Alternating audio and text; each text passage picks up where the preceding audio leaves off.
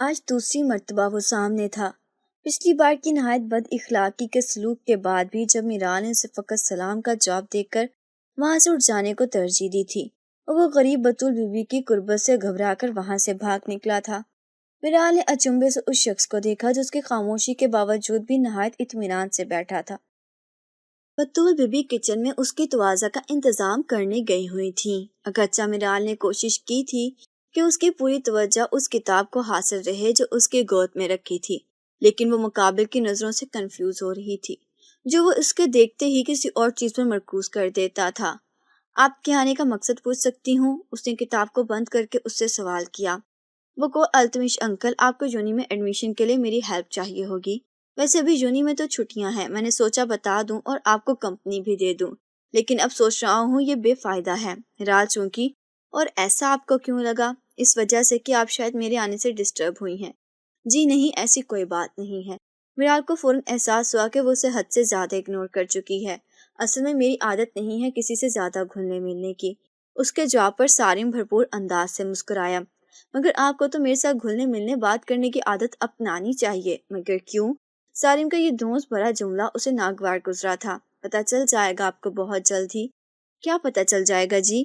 اس وقت بطول be be جس وقتی ملازمہ کے ساتھ لازمات کے ساتھ لدی پھدی کچن سے برآمد ہوئی تو آخری بات سن کر رد عمل کا اظہار بھی کر ڈالا۔ میرال کہہ رہی تھی کہ آپ کو کھانا بانا بنانا کچھ خاص نہیں آتا۔ میں نے کہا ابھی وہ آتی ہیں تو پتہ چل جائے گا۔ خوشبوئیں جو کافی دیر سے آ رہی تھی۔ سارم نے بات بدلی جس نے بطول بی بی کو سرشار کیا، لیکن میرال کو سارم کا بے تکلفی سے اس کا نام لینا اور یکدم آپ سے تم پر آ جانا کچھ خاص پسند نہیں آیا تھا۔ یہ سب میں نے آپ کے لیے کیا ہے بیٹا جی، چکھو اور بتاؤ کیسا بنا ہے۔ سارا کھانا میں نے ہی بنایا ہے، اس موئے رینو نے تو ہاتھ ہی بٹایا ہے صرف۔ بطول بی بی نے کیتھرینا کو رینو بنا دیا تو سارم ہنسا، اور رینو اس بات سے انجان بطول بی بی کے ساتھ کھانا سرو کر رہی تھی۔ ویسے آپ نے خواہ مخواہ اتنی تکلیف کر لی، بطول بی بی کی بنائی گئی ٹریڈیشنل بریانی پلیٹ میں بھرتے سارم نے کہا تھا۔ تکلیف کیسی، گھر میں اکیلی بولائی بلائی پھرتی رہتی ہوں، مصروفیت ہو تو دل بہل جاتا ہے۔ آپ اکیلی تو نہیں، میرال بھی تو ہے آپ کے ساتھ۔ کیا یہ آپ سے باتیں نہیں کرتی؟ مجھے لگا صرف مجھ سے باتیں نہیں کرتی۔ سارم نے خاموشی سے کھانا کھاتی میرال کو دیکھا تھا۔ ہلکے نیلے رنگ کے سادے سے سوٹ میں سادہ سے چہرے کے ساتھ وہ کتنی پروقار دکھائی دیتی تھی۔ ہم رنگ دوپٹے کو اس نے اپنے جسم کے گرد اچھی طرح لپیٹ رکھا تھا۔ یہ بھی کیا بات کریں، میری طرح ہی اکیلی پریشان ہوتی رہتی ہیں، بطول بی بی نے سارم کو جواب دیا۔ اسے کیا بتاتی کہ وہ تو خود ہی بے پرواہ تھی، لا تعلق تھی، جانے کس جہاں میں کھوئی رہتی تھی کہ ارد گرد کی خبر نہ رہتی تھی۔ ارسل نے اکتا کر بہن کو دیکھا جو اس کے کمرے میں اسی کے بیڈ پر 1 گھنٹے سے خاموش بیٹھی تھی۔ ارسل کمپیوٹر پر گیم کھیلتے کھیلتے اس پر نظر ڈال لیتا تھا کہ شاید اب وہ پوزیشن بدل چکی ہو یا وہ کمپیوٹر سکرین کی طرف متوجہ ہو، لیکن مگر ایسا نہیں تھا۔ کیا ہے یار، کرسی چھوڑ کر اس کے مقابلہ بیٹھا تھا جس کا چہرہ کسی گہری سوچ کی عکاسی کرتا تھا، اور سنہری لٹے پونی میں قید ہونے کے باوجود کچھ بکھری بکھری سی تھی۔ شہد رنگ آنکھوں میں الجھن کے ساتھ ساتھ کوئی ایسا تاثر بھی تھا کہ سمجھ نہ آتا تھا، پڑھا نہ جاتا تھا۔ مگر ارسل کیسے نہ جانتا، وہ تو اس کا ہمراز، اس کا دوست، اس کا بھائی تھا۔ یہ تاثر تو اس کی آنکھوں میں بھی اکثر آ کر ٹھہر جاتا تھا جب بہار اپنے پر سمیٹ لیتی تھی، خزاں اپنی ازلی اداسی کے سنگ قدم جماتی تھی اور سورج اپنا چکر چھوٹا کر لیتا تھا، راتیں طویل ہو جاتی تھی تو کئی بار ہی اس کا تکیہ بھی بھیگ جاتا تھا۔ یہ احساس محرومی کا تھا، گو کہ دادی کے پیار نے کبھی اس کو ایک پل سے زیادہ پنپنے نہ دیا تھا، مگر وہ ایک لمحہ بھی ایسا بھاری ہوتا تھا کہ جیسے صحرا کی طویل مسافت۔ ارسل ہمارا باپ نہیں ہے، مگر ماں تو زندہ ہے نا؟ دادی کہتی ہیں وہ لوٹ آئیں گی، مگر کب؟ ارسل نے دیکھا، عمل کی آنکھیں بھر رہی تھیں آواز کی طرح۔ مجھے تو لگتا ہے یہ ایک کہانی ہے جو دادی میں بہلانے کے لیے سناتی ہیں، مگر انہیں اب کہہ دینا چاہیے کہ ایک جھوٹ پر مبنی فسانے سے زیادہ کچھ نہیں ہے۔ ہم بڑے ہو چکے ہیں، ہمیں سمجھ آ جاتی ہے سب، یا تو انہیں لوٹ کر آنا چاہیے یا جانا ہی نہیں چاہیے تھا۔ وہ سسکنے لگی۔ مالا کیوں کرتی ہو ایسے؟ ارسل بے بس ہوا۔ سیاہ آنکھوں کے کنارے سرخ ہونے لگے۔ وہ تیکھے نقوش کا حامل خوبرو لڑکا تھا۔ سب انہیں آوارہ اور عیاش کہتے ہیں، کیا وہ سچ میں ایسی ہوں گی؟ عمل کو سمرا کی مہرو نسا بیگم سے کی گئی تلخ گفتگو یاد آئی۔ وہ جیسی بھی ہوں یا نہ بھی ہوں، ہمیں فرق نہیں پڑنا چاہیے، ہماری زندگی میں ان کا کوئی عمل دخل نہیں ہے۔ مگر مجھے یہ بات اداس کرتی ہے کہ ہماری ماں ہو کر بھی ہمارے پاس نہ ہو، ہم ان سے میلے تک نہ ہو۔ عمل کی اس قنوطیت کا سرا ارسل کے ہاتھ لگ گیا تھا۔ مجھے پتہ ہے اداسی کا یہ دورہ تمہیں سمرا پھپھا کے آنے پر پڑا ہے اور ان کے جانے کے بعد بھی جاری رہتا ہے، جب تک ان کا پھر سے چکر لگ جاتا ہے، اور اس سارے چکر میں گھن چکر بن کر وہ رہ جاتا ہے، اور تمہاری اس چکر چکر کی بکواس سے مجھے چکر آ رہے ہیں۔ عمل اپنا رونا بھول کر چلائی تھی۔ اب ہوئی نا بات، ارسل اس کے انداز پر خوش ہوا تھا۔ ارسل تمہیں ان کی کمی فیل نہیں ہوتی؟ کس کی؟ امی کی؟ عمل کی بات پر ایک پل کو ارسل خاموش رہ گیا تھا۔ عمل خود سے اس کے چہرے پر جانے کیا تلاش کرنے کی کوشش کر رہی تھی۔ کمی ہم ان کی محسوس کرتے ہیں جن کے ساتھ ہم رہ چکے ہوں، جن کے ساتھ وقت گزارا ہو، جن کو ہم جانتے ہوں، اور میں تو انہیں جانتا تک نہیں۔ میرے نزدیک ان کی حیثیت صرف اس فریم جتنی ہے جس پر لگی گرد صاف کر کے ہم بچپن میں رویا کرتے تھے۔ ایک دن بعد اس پر پھر گرد پڑ جاتی تھی، ہم پھر صاف کرتے تھے، اور اس محرومی، اس کمی کے احساس سے ہر روز گزرتے تھے۔ ان کا ہونا بھی اس خیال کی طرح ہے جس پر ہم گرد نہیں پڑنے دیتے تھے، اس تازہ کر لیتے تھے، لیکن ہے تو پھر بھی ایک تصویر، ایک بے جان کاغذ۔ میں اس خیال سے نکل آیا ہوں، تم بھی جتنا جلدی نکل آؤ اچھا ہے۔ تم انہیں تسلیم کرنے سے انکار کرتے ہو؟ عمل نے کہا۔ بالکل نہیں، میں اپنی زندگی میں ان کی غیر موجودگی سے پڑنے والے اثرات کو تسلیم نہیں کرتا، تم بھی نہ کرو۔ اگر وہ کبھی میرے سامنے آ گئی تو میں انہیں معاف نہیں کروں گی۔ عمل کا لہجہ کچھ ایسا تھا کہ ارسل چونک گیا اور اس کی طرف دیکھا جو کسی نادیدہ نقطے کو گھور رہی تھی۔ دروازے کی دہلیز پر کھڑی مہرونیسا بیگم نے بے ساختہ دل پر ہاتھ رکھا جو کہ درد سے دوہرا ہو گیا تھا۔ ماتھے پر پسینے کے قطرے چمکنے لگے جو جانے کسی خوف کے پیش نظر تھے یا درد کے، تاہم یہ اذیت ناقابل برداشت تھی۔ سینہ مسلتی وہ دھڑام سے گریں۔ ارسل اور عمل دنگ نظروں سے انہیں دیکھتے فوراً ان کی طرف لپکے تھے۔ یونیورسٹی سے آنے کے بعد وہ بے دلی سے ٹی وی دیکھ رہی تھی۔ بطول بی بی اپنے گارڈننگ کے شوق میں مصروف تھیں۔ آج کل ہر روز ہی وہ اور کیتھرین عرف جینو قریبی نرسری سے کوئی نہ کوئی پودا خرید کر لاتی اور بہت اہتمام سے اسے بھی دیکھنے پر اصرار کرتی۔ تب اس نے بیل کی آواز سنی، شاید باہر کوئی آیا تھا۔ اسے کوفت نے آ گھیرا تھا۔ وہ ہرگز نہیں چاہتی تھی کہ اس وقت سالم آن دھمکے۔ دروازے پر التمش خان زادہ تھے۔ قیمتی 3 پیس سوٹ میں ملبوس، بالوں کو جیل سے سنوارے وہ آج بھی ویسے ہی تھی جیسے 1 سال پہلے۔ بدلا تھا تو اتنا کہ ان کے چہرے پر آج ازلی سختی کے بجائے تھوڑی سی نرمی تھی۔ اسے گلے لگا کر پیار کرتے، دعاؤں سے نوازتے وہ اس کے ساتھ ہی صوفے پر بیٹھ گئے تھے۔ میرال نے ریموٹ اٹھا کر ٹی وی کی آواز بند کر دی تھی۔ اگر تمہیں یہ شو پسند ہے تو دیکھتی رہو، ڈونٹ مائنڈ۔ التمش خان زادہ کی بات پر اسے ٹی وی ہی آف کر دیا تھا۔ نہیں، مجھے نہیں پسند، بس دل گھبرا رہا تھا، اکیلے پن سے تو ٹی وی آن کر لیا تھا۔ میں بھی تو یہی چاہتا ہوں کہ تمہارا یہ خود ساختہ پن، اکیلا پن ختم ہو جائے۔ آج ہی میں نے سالم کی والدین کو بلایا ہے ڈنر پر، تم بھی اچھے سے تیار ہو جانا۔ مگر بابا، میرال پریشان ہو اٹھی تھی۔ کبھی تو اپنے بابا کا بھی مان رکھ لیا کرو بیٹے۔ اس کے سر پر ہاتھ رکھ کر وہ کچھ اس انداز میں بولے کہ میرال کچھ نہ کہہ سکی تھی۔ التمش خان زادہ نے بطول بی بی کو طلب کر کے انہیں بھی کچھ ہدایات دیں اور فریش ہونے کے لیے روم میں چلے گئے تھے۔ وہ عجیب سے احساسات سے دو چار ہوتی بیٹھ رہی تھی۔ گو کہ بظاہر یہ آٹے خوشیوں کی تھی، مگر ساتھ ہی الگ سی چاپ بھی سنائی دیتی تھی۔ تو کیا اس کے پیچھے غم بھی دبے پاؤں آ رہا تھا؟ وسوسوں سے گھرے دل میں خدشات تھے۔ خوشگوار ماحول میں ڈنر کرنے کے بعد سب چائے سے لطف اندوز ہو رہے تھے۔ میرا نے تیز سبز رنگ کا نفیس سا جوڑا پہن رکھا تھا۔ ہلکا پھلکا میک اپ بھی چہرے پر موجود تھا جو اس سوز کو کم نہیں کر پا رہا تھا جو اس کے چہرے کا خاصا تھا۔ حزن بھری شہد رنگ آنکھیں۔ سالم کی والدہ لیے دیے سے انداز میں بیٹھی تھی جیسے مارے باندھے یہاں بیٹھی ہوں، جبکہ فاروق صاحب التمش خان زادہ کے ساتھ خوش گپیوں میں مصروف تھے۔ میرے خیال میں سالم، اب تمہیں وہ کام کر دینا چاہیے جس کے لیے ہم یہاں موجود ہیں۔ فاروق کی بات پر مبہم مسکراہٹ میں سالم کے لبوں کا احاطہ کیا، جبکہ تنزیلہ نے بے ساختہ پہلو بدلا۔ جی جی ضرور۔ التمش خان زادہ بھی ہم نوا ہوئے تو وہ اٹھا اور میرال کے ساتھ بیٹھ گیا۔ وہ کچھ انکمفرٹیبل سا فیل کرتی ذرا سا دوسری طرف کھسک کے بیٹھ گئی تھی۔ سالم نے جیب سے رنگ نکالی۔ ڈائمنڈ کی وہ انگوٹھی بلا شبہ بہت قیمتی تھی۔ اس نے ہاتھ بڑھایا تاکہ میرال اپنا ہاتھ اسے تھمائے، لیکن اس نے دونوں ہاتھ ابھی تک گود میں رکھے ہوئے تھے۔ میرال، التمش خان زادہ کی آواز میں تنبیہ تھی۔ پلیز، سالم نے سرگوشی کی۔ مارے باندھے اپنا لرزتا ہاتھ اس نے سارم کی طرف بڑھایا جس نے اسے رنگ پہنا دی تھی۔ انگوٹھی کافی ڈھیلی تھی، انگلی پر گرفت ہی نہ کرتی تھی۔ جس طرح میرار کا دل اس صورتحال کو مانتا نہ تھا، مگر میں صف ماتم بچھی تھی۔ گھر میں ایک آہو بکا تھی۔ مہرالنساء کا یوں آنن فانن اس دنیا فانی سے چلے جانا ان تینوں نفوس کے لیے اتنا گہرا صدمہ تھا کہ وہ ایک دوسرے سے اظہار بھی نہ کر سکتے تھے، بتا بھی نہ سکتے تھے۔ دادا جی ایک ہی دن میں اتنے نڈار اور کمزور ہو گئے تھے کہ یوں لگتا تھا چلتے چلتے گر پڑیں گے۔ فہیم سمرہ کا شوہر ہی تھا جو سب انتظام کر رہا تھا، تعزیت کے لیے آنے والوں سے مل رہا تھا۔ ارسل اپنے کمرے میں بند تھا، وہ خود کو مضبوط پوز کر رہا تھا، شاید اس بار بھی چاہتا تھا کہ بھرم نہ ٹوٹے۔ امل گمسم سی فرش پر بیڈ سے ٹیک لگائے بیٹھی تھی، سنہری لٹیں بے ترتیب تھیں کہ انہیں ترتیب دینے والی ہی گزر گئی تھی اور سب کی زندگیاں بے ترتیب کر گئی تھی۔ آج 3 روز ہو چکے تھے اور امل کو لگتا تھا جیسے 3 گھنٹے بھی نہ ہو۔ ہاسپٹل روم کا وہ منظر جسے اس کی پلکوں میں قید ہو گیا تھا، آنکھوں میں ٹھہر گیا تھا جب امل اور ارسل کو بمشکل دادی سے ملنے کی اجازت ملی تھی۔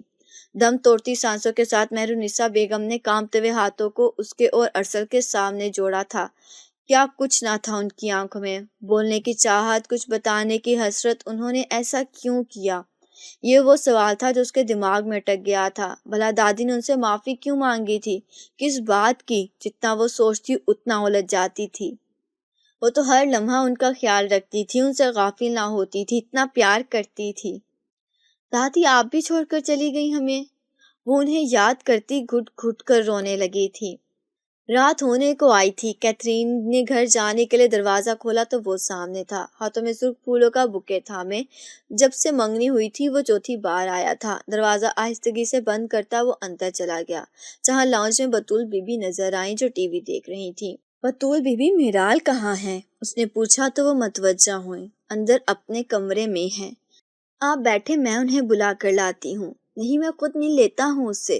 انہیں منع کرتا وہ اس کے کمرے کے دروازے تک چلا آیا تھا، دستک دینے کے لیے ہاتھ بڑھایا مگر کچھ سوچ کر رک گیا تھا، ہاتھ نیچے کیا اور مدھم سا مسکراتے ہوئے اندر چلا آیا تھا۔ وہ بیڈ پر بیٹھی تھی، بادامی رنگ کے لباس میں ہم رنگ دوپٹہ گلے میں پڑا تھا، بال کیچر کے قید میں تھے، وہ نظریں نیچے کیے ہوئے تھی، ہاتھوں میں کچھ تھامے ہوئے تھی، کوئی ایسی چیز جو کھنک دار تھی جس سے آواز پیدا ہو رہی تھی۔ دیکھنے کو وہ قریب چلا گیا، وہ متوجہ ہوئی۔ سارم آپ؟ وہ سنبھل کر بیٹھ گئی، آنچل سر پر اوڑھا۔ سارم نے بکے اس کے قریب رکھتے ہوئے اس کی طرف دیکھا، اس کے ہاتھوں میں نفیس سی پائل تھی۔ یہ مجھے ہر پل ہارون کے اپنے پاس ہونے کا احساس دلاتی ہے۔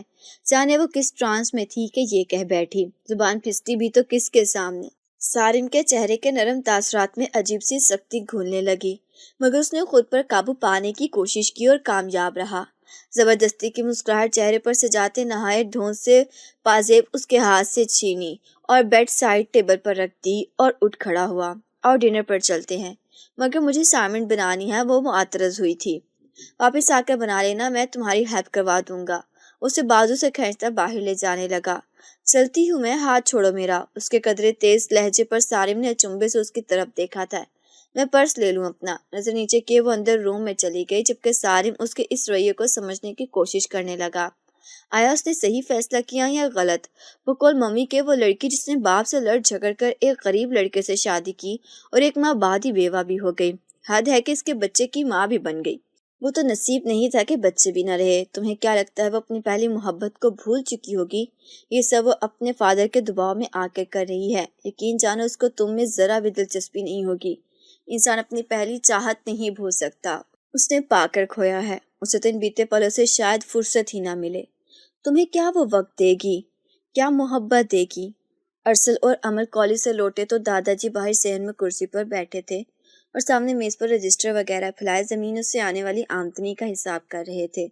سردیوں کی نرم سی دھوپ پھیلی تھی، دیوار کے ساتھ قطار میں رکھے گئے گملوں میں موجود پودے سر جھکائے کھڑے تھے، ان کی دیکھ بھال کرنے والی، انہیں پانی دینے والی، کبھی کبھار تنہائی میں دل کے راز کہنے والی جو کسی اور کو نہ بتا سکتی تھی، وہ مہرالنساء بیگم آج یہاں نہ تھی۔ ان کی کمی کو محسوس کرتے وہ بھی شاید غمزدہ تھے۔ یکدم امل کی آنکھیں بھیگتی چلی گئی تھیں۔ ان کے بعد آج پہلی بار وہ کالج گئے تھے اور آ کر انہیں موجود نہ پا کر دل جیسے خالی ہو گیا تھا۔ بعض اوقات حقیقت کا ادراک رکھتے ہوئے ہمارا ذہن بار بار بھٹک جاتا ہے، جو ہو چکا ہے وہ یوں لگتا ہے جیسے نہیں ہوا۔ بارہا وہ دادی کو پکارنے کے لیے لب کھولتی مگر یکدم دماغ میں جھماکا سا ہوتا اور چپ ہو جاتی۔ یونیفارم بدل کر اس نے کھانا گرم کیا اور کچن میں ہی ٹیبل پر سجا دیا۔ دادا جی نے کھانے سے منع کر دیا تھا، اب وہ اور ارسل تھے جو بے دلی سے لقمے لے رہے تھے۔ ہر دفعہ یوں ہوتا تھا کہ دادی کھانا پکا کر رکھ دیتی تھی، پھر جب وہ دونوں کالج سے واپس آتے سب مل کر کھانا کھاتے تھے۔ کھانا تم نے بنایا ہے؟ ارسل نے تکلیف دہ خاموشی کو توڑا۔ نہیں، نذیرہ نے۔ عمل نے ملازمہ کا نام لیا جو پہلے ہی صرف کھانے کی صفائی ستھرائی کرتی تھی، اب کھانا بنانے کی ذمہ داری بھی اسے دے دی تھی۔ بہت برا ہے، کھایا بھی نہیں جا رہا۔ ارسل نے سالن کی پلیٹ دور سرکائی تھی۔ سچ میں بہت برا ہے، مجھ سے بھی نہیں کھایا جاتا، عمل نے کہا۔ اسے لگا کہتے ہوئے گلے میں کچھ اٹکا ہے، شاید وہ آنسو تھے۔ بھرائی آواز سے وہ مزید بولی، ویسے ہمیں نذیرہ کو الزام نہیں دینا چاہیے، دل تو ہمارا ہی نہیں کر رہا کھانے کا، ہے نا؟ ارسل نے سر کو اس بات میں جنبش دی تھی۔ دادی کے بغیر کچھ بھی اچھا نہیں لگتا۔ اس نے آنکھیں میچیں، عمل سسک رہی تھی۔ کھانا ٹیبل پر پڑا ٹھنڈا ہو رہا تھا۔ دادا جی وہاں سے گزرے تو آخری باتیں ان کے کانوں میں پڑ گئی تھیں۔ ان کا دل بھی تڑپ اٹھا تھا۔ تم تو چلی گئی مہر بیگم، دل پر سچ کا بوجھ لیے۔ اب میں کس سے اپنا درد کہوں جو مجھے چاروں شانے چت کیے دیتا ہے، جو دن بدن مجھے ختم کر رہا ہے۔ جانا تو مجھے تھا پہلے، تم کیسے چلی گئی؟ میرال، اب جبکہ تمہاری اسٹڈی کمپلیٹ ہو چکی ہے، میں نے آج فاروق اور اس کی فیملی کو شادی کے ڈیٹ فکس کرنے کے لیے بلایا ہے۔ بٹ بابا، نو آرگیومنٹس، انہوں نے ہاتھ ہٹا دیا تھا۔ 4 سال ہونے کو آئے ہیں منگنی کو، مزید دیر مناسب نہیں ہے، التمش خان زادہ نے کہا۔ میرال کے پاس کہنے کو کچھ نہ بچا۔ ایسا تو ہونا ہی تھا، یہ تو طے تھا، اسے یاد کے سیراب سے نکلنا تھا، مگر اتنے برسوں بعد بھی اسے گرداب میں ہی پھنسی تھی۔ خان صاحب، ابھی سالم صاحب کے گھر میں فون آیا ہے، انہوں نے کہا ہے کہ وہ آج نہیں آ سکتے۔ بطول بی بی نے آ کر بتایا تو التمش خان زادہ کے ماتھے پر بل پڑ گئے تھے۔ اپنی تمام تر ضروری میٹنگز کینسل کر کے وہ محض اس لیے پاکستان سے آئے تھے۔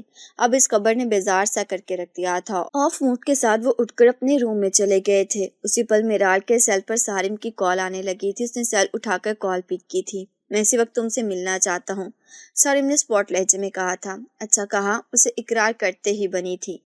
میں ہوٹل کا نیم سینڈ کر رہا ہوں، تم وہاں پہنچو۔ اب وہ اس کے سامنے بیٹھی تھی۔ دونوں کے درمیان بڑی معنی خیز سی خاموشی تھی۔ سارم نے ایک نظر اسے دیکھا۔ آج وہ سیاہ لباس میں تھی۔ سارم کو لگا یہ رنگ اسی کے لیے ہی بنا ہے، مگر وہ تو ہر رنگ میں ہی اعلیٰ لگتی تھی۔ اسے اس کا پروقار انداز خوبصورت بناتا تھا۔ سارم قائل ہوا۔ شہد رنگ آنکھوں میں سوا لیے وہ اس سے تک رہی تھی۔ سنہری بالوں کی لٹیں سیاہ دوپٹے کے حالے سے نکلتی ہوئی تھیں۔ وہ جو اس حسن کا شدائی ہو گیا تھا، اب جو کہہ رہا تھا وہ لفظ زباں ادا کر نہ پا رہی تھی۔ اسے تمہید باندھنے کی کوشش کی۔ دیکھو میرال، میرال کی آنکھیں براہ راست اس کے چہرے پہ تھی۔ اس نے تھوک نکلا، تم ماضی کی قیدی ہو، میں حال میں جیتا ہوں۔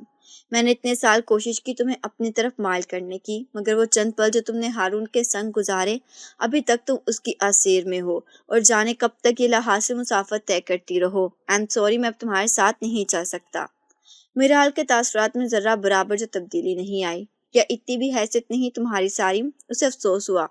وہ اٹھی، لبوں کا قفل نہ ٹوٹا، ٹیبل پر رکھا پرس اٹھایا، اس کا اسٹرپ کندھے پر لٹکایا۔ سارم یکٹک اسے ہی دیکھ رہا تھا، جانے اب کب دیکھ پائے۔ میرال نے اپنی انگلی میں موجود انگوٹھی اتاری جو بہت آسانی سے اتر گئی اور سارم کے سامنے رکھ دی۔ پھر جو پلٹی تو بنا رکے نظروں سے اوجھل ہو گئی تھی۔ سارم نے ایک ناسودہ بوجھل سانس خارج کی اور بے دم سے انداز میں کرسی کی پشت سے کمر ٹکا دی تھی۔ اس ایک فیصلے نے اسے بہت تھکا دیا تھا۔ ساتھ رہنا وبال ٹھہرا تو دور جانا ہوا محال، بچھڑے کچھ اس طرح کہ دل کو ہوتا رہا ملال۔ التمش خانزادہ کے تیش کا کوئی عالم نہ تھا۔ میرا اسپاٹ سے تاثرات لیے بیٹھی رہی جیسے اسے کوئی سروکار نہ ہو۔ کچھ بولو، وہ اس پر چلائے۔ کیا یہ سب تمہاری اما پر ہوا ہے؟ اگر میرے کہنے پر ایسا ہو سکتا تو بہت سال پہلے ہو جاتا۔ اس کے جواب نے انہیں سیکھتا کیا تھا۔ تمہارا ہر انداز بتاتا تھا کہ تم اس رشتے سے خوش نہیں ہو۔ خوش تو میں رشتہ ہونے سے پہلے بھی نہیں تھی، بعد بھی نہیں تھی، اور ٹوٹنے پر بھی نہیں ہوں۔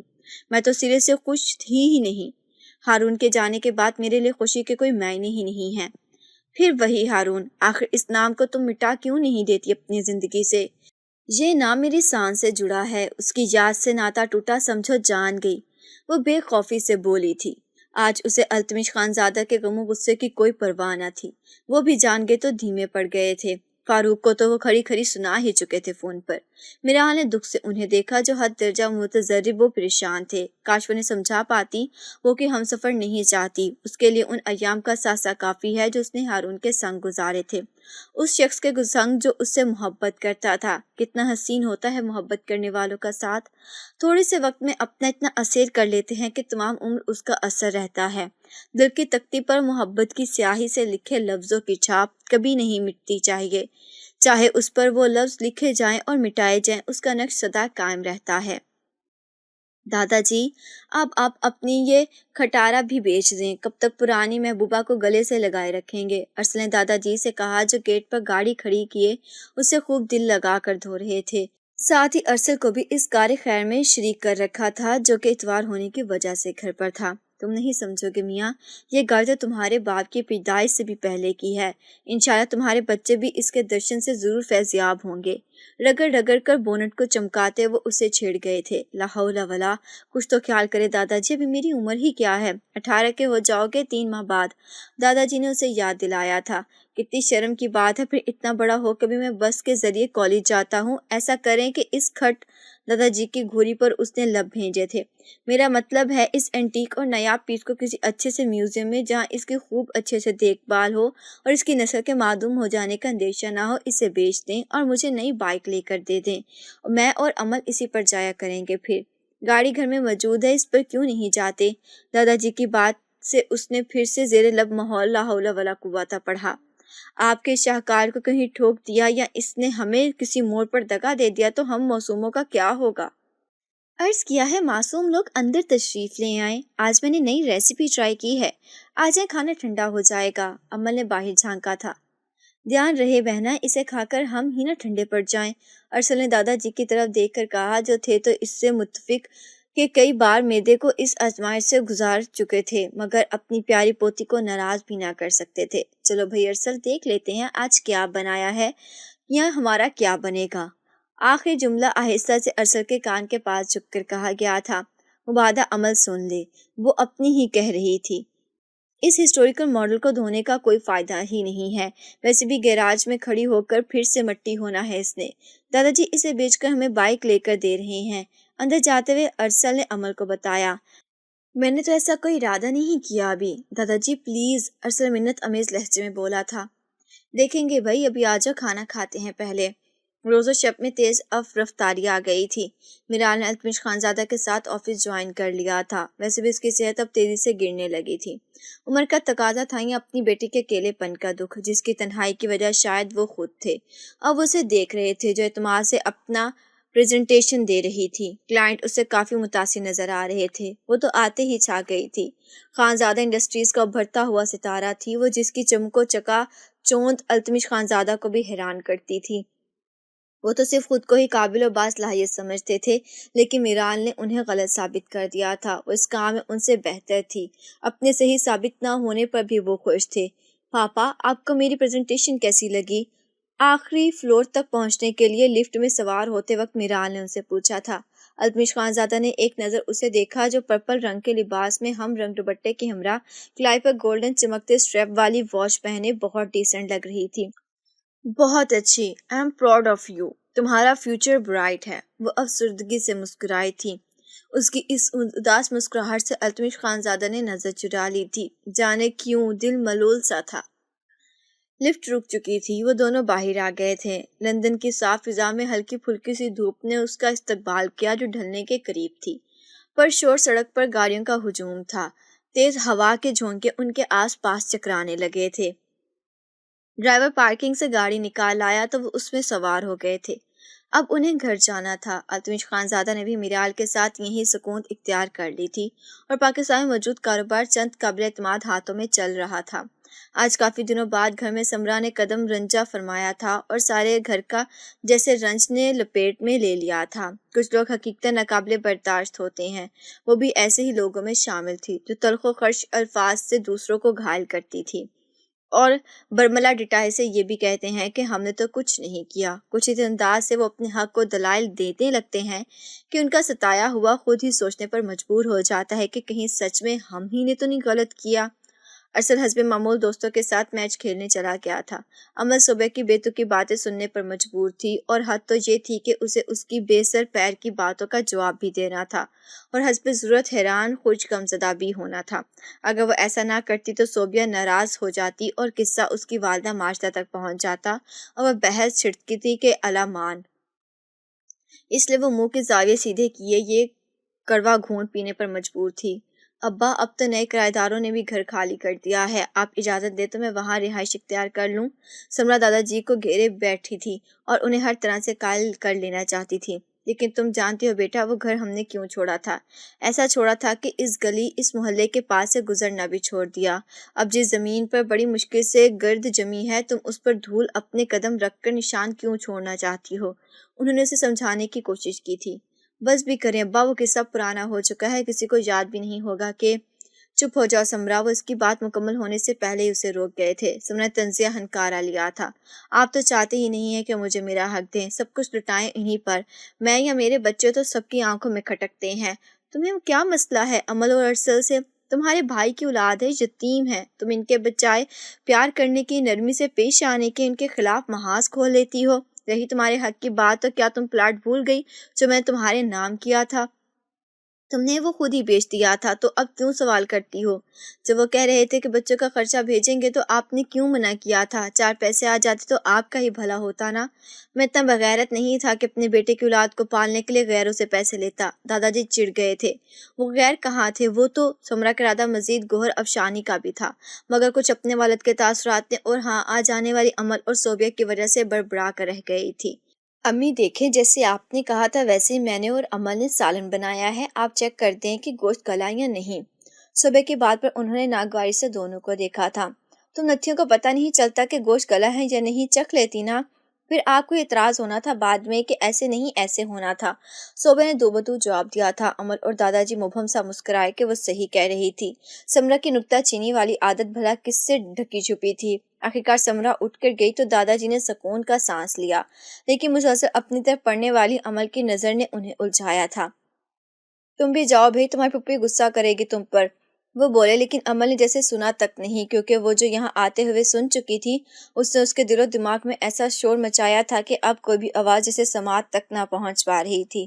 اس نے اسی طرح انہیں دیکھتے ہوئے پوچھا، دادا جی، پھپھو کس کی بات کر رہی تھی؟ کون تھا ہمارا خرچہ اٹھانا چاہتا تھا؟ وہ گڑبڑا گئے تھے۔ تم لوگوں کی بات نہیں تھی وہ، لیکن آپ نے بولا کہ آپ اپنے بیٹے کے بچوں کو پالنے کے لیے کسی سے پیسے کیوں لے؟ پھر پھپھو نے کیوں کہا کہ وہ غیر نہیں ہے؟ آپ بتائیں وہ کون ہے؟ کیا ہمارے کوئی اپنے؟ امل کا لہجہ کچھ جان لینے کو مچلا ہوا تھا۔ نہیں ہے وہ تمہارے اپنے۔ دادا جی کی آواز بلند اور سپوٹ تھی۔ امل کی آنکھیں پھیلیں، ان میں نمی لہرائی، انہیں دکھ ہوا۔ ایک آرگنائزیشن تھی جو فنڈ کرنا چاہتی تھی ہارون کی وجہ سے، لیکن میں نے انکار کر دیا تھا، انہوں نے وضاحت دی۔ امل، کہاں جا کے سو گئی ہو؟ پھپھو نے زور سے پکارا تو وہ پلٹ گئی، مگر آنکھوں میں لہراتے شکوک و شبہات جوں کہ توں تھے۔ آپ کو اپنا ٹیسٹ کروا لینا چاہیے، آخر یہ درد چھوڑ کیوں نہیں رہا آپ کو؟ التمش خانزادہ نے نیموا آنکھوں سے بیٹی کا چہرہ دیکھا، جس پر فکر مندی تھی، پریشانی تھی۔ طبیعت بگڑنے کی وجہ سے وہ آفس نہ جا پائے تو وہ بھی ان کی خاطر رک گئی تھی۔ تمہیں آف نہیں لینا چاہیے تھا، اتنا بھی بیمار نہیں ہوں میں۔ التمش خانزادہ نے مسکرانے کی کوشش کی، پھر لب بھینچ لیے کہ پہلو میں اٹھنے والے اس درد نے کچھ بولنے ہی نہ دیا۔ ایک دن کے آف سے کچھ نہیں ہوگا، مجھے لگا شاید آپ کو میری ضرورت ہے۔ وہ تشویش سے انہیں دیکھتی رہ گئی تھی۔ اس طرح تو تمہاری عادت بن جائے گی، میں نے تو ایک دن چلے ہی جانا ہے، پھر تم نے ہی سنبھالنا ہے سب۔ التمش خانزادہ کی بات پر میرال نے اس سے بھی زیادہ گہری سانس لی، آہ سے مشابہ۔ آخر ہم یہ سب کس کے لیے سنبھال رہے ہیں؟ التمش خانزادہ کے چہرے پر سایہ سا لہرایا تھا۔ گردے میں تکلیف تھی، لیکن بے طرح سا درد دل میں اٹھا تھا۔ میرال بی بی، آپ کے دفتر سے کچھ لوگ آئے ہیں، بطول بی بی نے دستک دے کر اطلاع دی تھی۔ اف، کوئی فائدہ نہ ہوا گھر بیٹھنے کا، وہ جھنجھلائی۔ بی بی، وہ خان صاحب کی عیادت کے لیے آئے ہیں، بطول بی بی نے مزید بتایا تو اس کے تاثرات ڈھیلے پڑے۔ آپ ڈرائنگ روم تک آ سکتے ہیں اٹھ کر یا نہیں میں یہیں بلا لوں؟ میرال نے سوالیہ نظروں سے انہیں دیکھا تھا۔ میں فریش ہو کر آتا ہوں، تم چلو۔ ان کی بات پر اس بات میں سر ہلاتی وہ چلی گئی تھی۔ التمش خانزادہ بمشکل اٹھ کر بیٹھے، بیڈ سے اترے تو پہلو پھر سے دکھنے لگے تھے۔ انہیں اپنی اس کمزوری اور بے بسی پر بے انتہا طیش آیا۔ آخرکار ہمت کر کے ہلکا پھلکا شاور لے کر کپڑے چینج کر کے جب وہ ڈرائنگ روم میں آئے تو دیکھا ان سے ملنے ہاشم کادوانی آیا ہوا تھا۔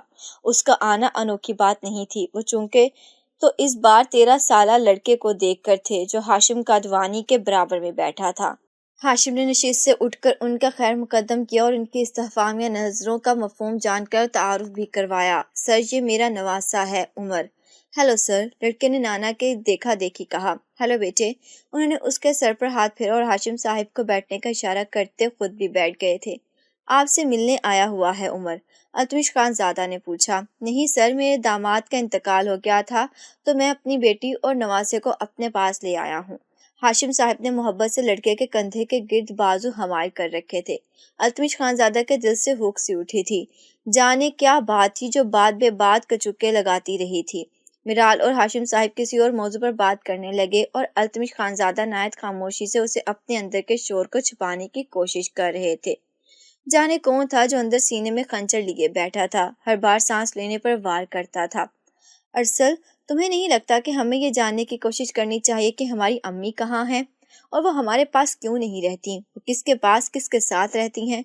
تو انہیں سامنے کتابیں پھیلائے ارسل کے کمرے میں بیڈ پر بیٹھے تھے۔ دادا جی اپنی تاریخی سواری پر بیٹھ باہر گئے تھے۔ عمل کے سوال پر ارسل نے بیزاری سے سامنے کھلی کتاب پر سے نظر ہٹائی اور اسے دیکھا جس کے چہرے پر الجھن تھی۔ یا ہمیں یہ پتہ کرنا چاہیے کہ وہ زندہ ہیں یا مر گئی؟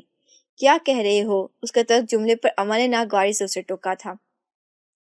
چھوڑ دو ان کے بارے میں سوچنا، اب ہم بڑے ہو گئے ہیں، ہمیں ان کی ضرورت نہیں ہے۔ ارسل نے دوبارہ توجہ سبق کی طرف لگائی۔ کیا ماں باپ صرف ضرورت ہوتے ہیں؟ اس لیے ہوتے ہیں کہ ہمیں پال پوس کر بڑا کریں اور جب ہم اپنے پیر پر کھڑے ہو جائیں، ان کی ضرورت نہ رہے تو انہیں چھوڑ دیں؟ نہیں ارسل، ایسا نہیں ہے۔ والدین کی ضرورت، ان کی محبت، ان کی دعائیں زندگی میں بہت اہم ہیں۔ چاہے ہم 8 سال کے ہوں یا 18 سال کے، صرف ہمیں ہی نہیں بلکہ انہیں بھی تو ہماری مدد کی ضرورت ہو سکتی ہے نا۔ مجھے لیکچر مت دو اور ٹیسٹ یاد کرو۔ اتنی بڑی تقریر پر بھی ارسل کا رسپانس نہ پا کر وہ منہ بناتی کتاب کھولنے لگی، مگر دل میں ہوتی خطبط اسے کچھ بھی یاد کرنے نہ دے رہی تھی۔ ان کی دونوں کڈنیز فیل ہو چکی تھیں، انہیں ڈائلائسس پر رکھنا ہوگا۔ ڈاکٹر کی آواز تھی یا انگارے؟ میرال کو اپنی سماعتیں جلتی ہوئی محسوس ہوئی تھیں۔ مگر وہ تو اتنی بیمار نہیں تھے ڈاکٹر۔ میرال کو اپنی آواز کمزور لگی تھی۔ یہ ان کی قوت ارادی کا کمال تھا، ورنہ مرض تو اپنے پنجے گاڑ چکا تھا۔ ڈاکٹر بھی کوئی امید جگانے کے چکر میں نہیں تھا، صاف صاف بتا رہا تھا۔ کڈنی کا ٹرانسپلانٹ نہیں ہو سکتا کیا؟ اس نے آج سے پوچھا تھا۔ ہو سکتا ہے، ہم کوشش بھی کر رہے ہیں، مگر ان کا میچ نہیں مل پا رہا جو ان کی باڈی کے ساتھ میچ کرے۔ ابھی وہ بے ہوش ہیں، ہوش میں آتے ہی ہم انہیں روم میں شفٹ کر دیں گے، پھر آپ ان سے مل سکیں گی۔ ڈاکٹر کہہ کر چلا گیا۔ وہ بے دم سی آئی سی یو کے باہر بینچ پر بیٹھ گئی تھی۔ التمش خان زادہ نے ایک نظر میرال پر ڈالی جو ان کے بیڈ کے قریب رکھی کرسی پر بیٹھی تھی، آنکھوں میں فکر مندی، چہرے پر اداسی۔ پاپا، آپ جلد ٹھیک ہو جائیں، میرا آپ کے علاوہ ہے ہی کون؟ میں بہت تنہا محسوس کرنے لگی ہوں خود کو۔ مجھ سے آپ کا یوں بیمار ہو کر بستر پر پڑے رہنا دیکھا نہیں جاتا۔ مجھ میں اب مزید کچھ سہنے کا حوصلہ نہیں ہے۔ بات کرتے کرتے آخری لفظ وہ ٹھیک سے ادا نہیں کر پائی اور سسک اٹھی تھی۔ التمش خان زادہ نے اپنا ہاتھ آہستگی سے اٹھا کر اس کے ہاتھ پر رکھا جو بیڈ پر دھڑا تھا۔ میرال نے حیرت سے انہیں دیکھا۔ وہ تو انہیں سوتا سمجھی تھی، تبھی بھرائے دل کے بات کر بیٹھی تھی۔ میرال بیٹے، تم بہت مضبوط ہو، تم نے ہر قسم کے حالات کو بہادری سے سہا ہے، یہ بھی سہ لینا۔ مجھے معلوم ہے تمہارے لیے مشکل ہے، مگر تمہیں یہ تسلیم کر لینا چاہیے کہ میرے پاس زیادہ وقت نہیں ہے، اور عمر بھی تو جانے کی ہے۔ آخر میں انہوں نے مسکرانے کی کوشش کی مگر ناکام رہے۔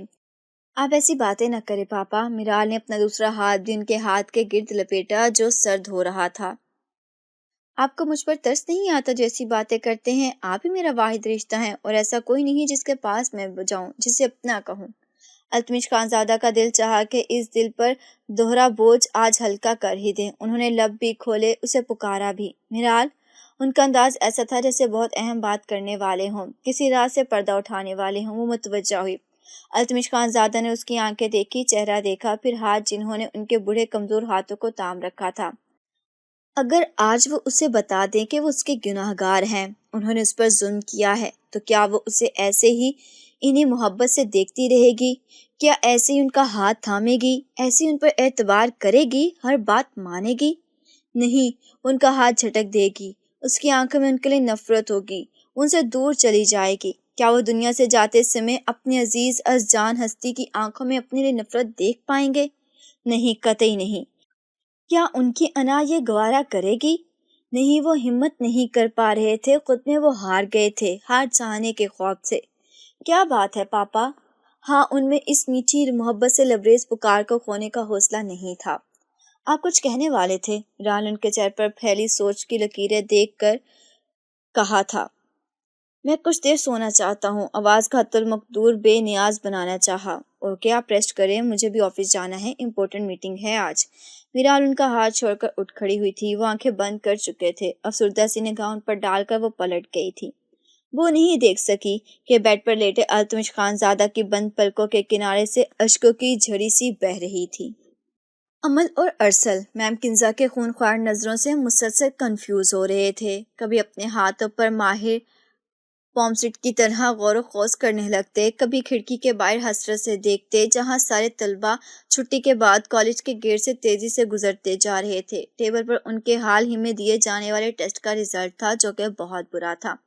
کیا ہو گیا ہے تم دونوں کو؟ فرسٹ میں تو اتنے اچھے نمبر اٹیمپٹ کیے تھے، اب کیا ہوا ہے؟ یہ تم دونوں کا تیسرا ٹیسٹ ہے جس میں دونوں ہی بری طرح فیل ہو گئے ہو۔ کنزا میم نے نہایت چبھے انداز میں ان کی کلاس لی تھی۔ سوری میم، دونوں منمنا کر رہ گئے تھے، کل میں تم دونوں کے پیرنٹس کو بلواتی ہوں، آخر انہیں بھی تو پتہ چلے اپنے بچوں کی کرتوتوں کا۔ کنزا میم کی بات پر دونوں کے چہرے پر ایک سایہ سا لہرا گیا تھا۔ ہمارے بابا کی ڈیتھ ہو چکی ہے میم، امل نے کہا تو میم کے تاثرات ڈھیلے پڑ گئے تھے، اور ماما، ان کی بھی ڈیتھ ہو چکی ہے۔ ارسل کی بات پر میم کا غصہ جھاگ بن کر بیٹھ گیا تھا۔ وہ نہایت افسردگی سے بولی، آئی ایم سوری بیٹا، مجھے پتا نہیں تھا، جبکہ امل نہایت شاکی نظروں سے ارسل کو دیکھ رہی تھی جو اب خاصے اطمینان سے بیٹھا تھا۔ بہرحال تم لوگوں کو میں اپنے حال پر نہیں چھوڑ سکتی، کافی ذہین ہو تم دونوں۔ آج سے ہر روز میرے گھر شام میں ٹیوشن کے لیے آ جایا کرنا جب تک ایگزامز نہیں ہو جاتے۔ Okay ma'am. ارسل نے تابعداری سے سر کو خم کیا تھا۔ میم کنزا مسکرا کر اٹھ کھڑی ہوئی تو ان دونوں نے ہی ان کی تقلید کی تھی۔ تم کیا بکواس کر رہے تھے میم سے؟ کالج سے باہر نکلتے ہی امر اس پر چڑھ دوڑی تھی۔ کیا بکواس کی میں نے؟ ارسل نے بیگ کو کندھے پر سیدھا کیا اور امل کے ہاتھ سے اس کا بیگ لیا۔ وہ کبھی کبھار اس کا بیگ اٹھا لیتا تھا۔ یہ کہ ہماری امی کی ڈیتھ ہو چکی ہے، وہ اس کے برابر چلتی اسے شکوہ کناں تھی۔ ارسل نے رسٹ واچ پر نظر دوڑائی، ان کی بس آنے والی تھی، اڈے پر دونوں رک گئے تھے۔ میں کیا پوچھ رہی ہوں تم سے؟ امل نے تنگ آ کر اسے دیکھا جو سامنے سڑک پر سے گزرتی ٹریفک پر نظر جمائے تھا۔ تو کیا کہتا؟ ہمیں نہیں پتا کہ وہ کہاں ہیں یا وہ ہمیں چھوڑ کر چلی گئی ہیں۔ ارسل کی آنکھوں میں تپش تھی، لہجے میں طیش، جانے وہ ایسا کیوں بنتا جا رہا تھا۔ امل نے فکر مندی سے اسے دیکھا۔ کل سے التمش خانزادہ کی طبیعت بہت خراب تھی، بار بار بی پی شوٹ کر جاتا، یہ قابل برداشت درد کراہنے پر مجبور کر دیتا اور ڈاکٹرز کو مجبوراً انہیں خواب آور ادویات دینا پڑتی۔ وہ کل صبح سے ہاسپٹل میں ان کے پاس موجود تھی جو اس کی موجودگی سے بے خبر تھے۔ ٹکٹکی باندھے انہیں دیکھتی وہ کسی اور جہاں میں پہنچ جاتی تھی۔ اسے ان کے ساتھ گزارے تمام پل، تمام لمحے یاد آ رہے تھے۔ التمش خانزادہ اس کے منہ سے نکلی ہر بات، ہر خواہش کو پورا کرنے کی کوشش کرتے تھے۔ میرال جانتی تھی کہ وہ اس سے بہت زیادہ محبت کرتے ہیں، اسی کی وجہ سے انہوں نے دوسری شادی نہ کی تھی۔ جبکہ میرال کی والدہ تو اس وقت وفات پا گئی تھی جب میرال 3 سال کی تھی۔ اس نے ہوش سنبھالتے ہی بابا اور بطول بی بی کو ہی اپنے قریب پایا تھا۔ پھر اس کی زندگی میں وہ پل آیا جس نے اس کی ساری زندگی بدل دی۔ ہاں، وہ چند گھڑیاں ہی تو تھیں اس کے اور ہارون کے ساتھ کی، جس کی وہ آج تک اسیر تھی۔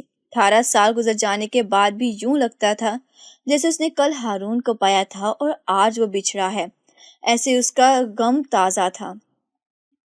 بابا پلیز ٹھیک ہو جائے، میں برداشت نہیں کر پاؤں گی۔ اس نے آنسو ضبط کرتے ہوئے انہیں دیکھا جن کی بند پلکیں ہولے ہولے لرز رہی تھیں۔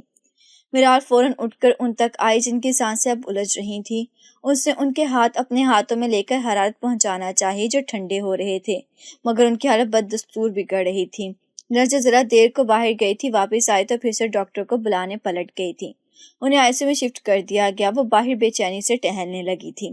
ہاشم کادوانی، جہان زیب خان، میرال کی دوست عنایا، سبھی جاننے والے یہاں جمع ہو گئے تھے۔ سب ٹھیک ہو جائے گا sister, just calm down. Inaya نے اس کے کندھے پر ہاتھ رکھا تھا۔ میرے ساتھ کچھ بھی ٹھیک نہیں ہوتا، جانے کیسے میرال کی زبان سے شکوہ پھسل گیا، حالانکہ اسے تو عادت نہیں تھی۔ سچ ہے، مصیبت میں ہی انسان کی آزمائش ہوتی ہے۔ میں بھی کچھ سال پہلے یہی سوچتی تھی کہ میری زندگی میں کچھ اچھا نہیں ہوگا۔ عنایا کی آواز ماضی کی دھندلکوں میں کھونے لگی تھی۔ اور اب؟ میرال نے پوچھا۔ اب میں ہر روز اللہ کا شکر ادا کرتی ہوں اور ہر اس شکوے کی معافی مانگتی ہوں جو میری زبان سے ادا ہوا تھا۔ میرال نے ایک نظر اس پرسکون چہرے والی عورت کی طرف دیکھا۔ ہر مشکل کے بعد آسانی ہے، آپ کو جلدی احساس ہو جائے گا اس بات کا۔